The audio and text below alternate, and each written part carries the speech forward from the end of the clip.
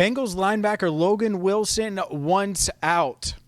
Hi again, everyone, and welcome into Cincinnati Bengals Talk. I'm James Rapien of BengalsTalk.com here at Paycor Stadium, where it's Thursday evening, and Ben Baby reporting the news. ESPN's Ben Baby had it about an hour ago that Logan Wilson has formally requested a trade that has since been confirmed by multiple people, myself included, that yes, Logan Wilson has requested a trade. And my first reaction is, well, yeah. Yeah, of course. Why wouldn't he have requested a trade? He got benched for Barrett Carter. He's watched this entire defense turn over, and I think he's bought into Al Golden, and yet they turned around and benched him and limited his snaps and then benched him. And I still think he's their best linebacker. And that's the element here that's really interesting is people are very quick to say, well, Logan Wilson doesn't look the same. Logan Wilson doesn't look the same. And that's fine.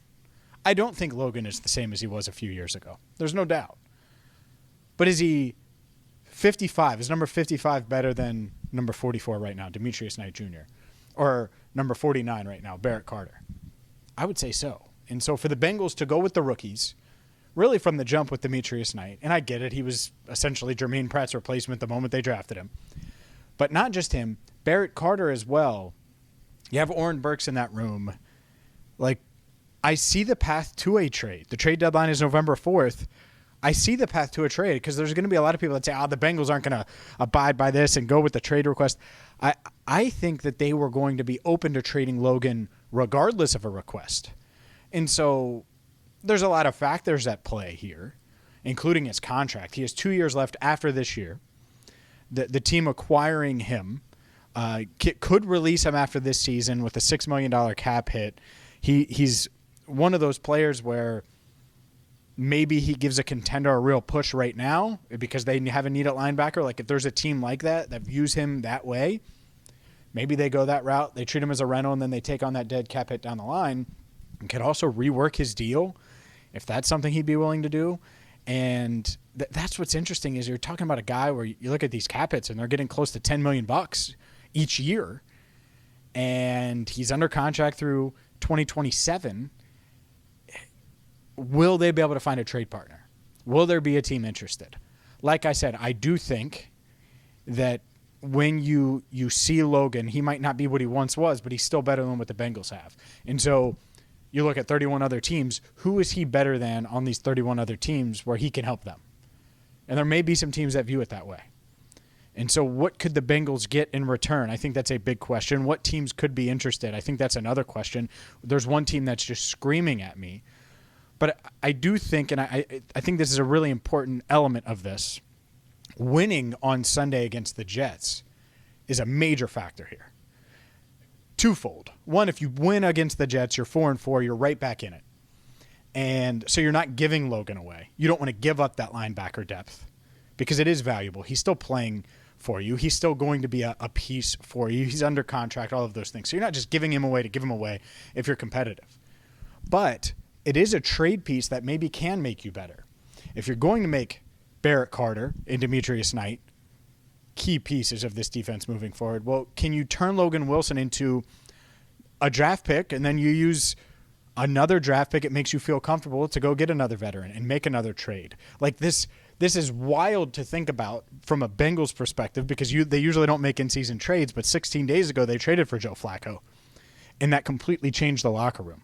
They've added Noah Fant and Mike Pennell and Dalton Risner, all guys that have contributed in a big way over the past few months in free agency. Like, they're adding veterans. They're willing to go do that. They've done that. They made the trade for Flacco.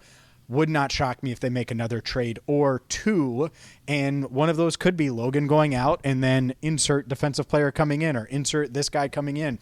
And I think that's what's interesting, and that's the major factor here when it comes to the Jets. Now, if they somehow lose on Sunday, then I think it's the other way, and they go, all right, well, might as well just get rid of Logan anyway if we can get something for him. So Sunday, big game, certainly, for the direction and the mindset, I think, of this team and what they could or couldn't do this year. But are they going to give away Logan? I don't think so. I don't think they're going to give him away, assuming they win against the Jets. We'll dive into some potential suitors and how it could work, what they could get for Logan Wilson coming up next. American Home Tech has you covered, Cincinnati. From roofing, siding, to gutters, windows, doors, decks, and full interior remodeling, they do it all. As your local experts, they offer free inspections to help you get started with confidence. Join the thousands of Cincinnati homeowners who trust American Home Tech and schedule your free inspection today at AmericanHomeTech.com. All right, let's get into some suitors. And naturally, you think, oh, that guy Lou Anarumo in Indy, that guy down 74, you just take Logan Wilson and you send him down 74. He can reunite with Jermaine Pratt, reunite with Lou Anarumo, Mike Hilton. It was on the practice squad, or was on the practice squad there. I know he's not playing, he's hurt, but you get the point. That could be the ideal spot. Not the only spot. There's rumors of these other teams looking for defensive help, and I think that, could the 49ers be interested? Could a team that some of these rumored teams for Trey Hendrickson, where I don't think the Bengals are trading Trey Hendrickson unless they lost the next 2 games, can they get something for Logan and get one of these teams that it seems kind of desperate, seems hungry for defensive help, convince them, or will these teams pursue Logan Wilson? I think it's interesting. I felt like there was a pretty good chance he would get traded before Ben's report, and now you see that report. So Logan clearly has a desire to be traded. Wouldn't a team be willing to offer something? And if you're the Bengals and you know in your heart, or you feel at least, that these rookies are better than what you have in Logan, and you have a guy like Oren Burks that you feel good about as a veteran linebacker, veteran presence in that room, you might view him as expendable. And then that might free up something so you can go get another safety in the secondary and help out in that area, or go insert whatever player in the defensive line room that's going to help. A lot of people are going to talk about Quinnen Williams of the Jets, right? And so let's just say you can get a 6th-round pick for Logan Wilson. Does that ease the pain of giving up a second and a conditional 5th, or whatever it would take to get Quinnen Williams? It might. That might be enough for the Bengals to feel better about it, so who knows? But that's what's interesting about this, is the shift. Because the Bengals, if they don't view him as a starter, and he's just a depth piece now, which clearly the depth chart shows it, everything shows it. Well, now you can view it as, all right, how do we take 55 and make us better? And that's usually how the Bengals, that's why most of their trades don't get done. Like all these rumored trades and things like that, is they're not going to just sell their pieces. They're not going to just give these pieces away if it doesn't make them better in season. So how can they take Logan Wilson and make themselves better this year? It might be Logan Wilson and a pick, and Wilson goes to one team, and then another pick goes to another team, and then they get a pick back, and they get the player they want back. It might be that. And that's what's really interesting here with the trade deadline just a few weeks away. Look, this is great. I love that the Bengals, it seems sort of realistic right now that they could make another move or two. And that doesn't mean they should. Like I said, I think Logan Wilson is their best linebacker, but they're not starting him. And so if you're not going to start him, do you hold on to him for depth, or do you see what you can get on the market, especially if you could shed that contract? I think they're certainly going to entertain it.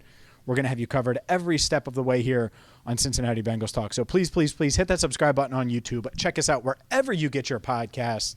And until next time, I'm James Rapien. Thank you so much for watching and listening. Yes, I'm at Paycor Stadium, and this is Cincinnati Bengals Talk.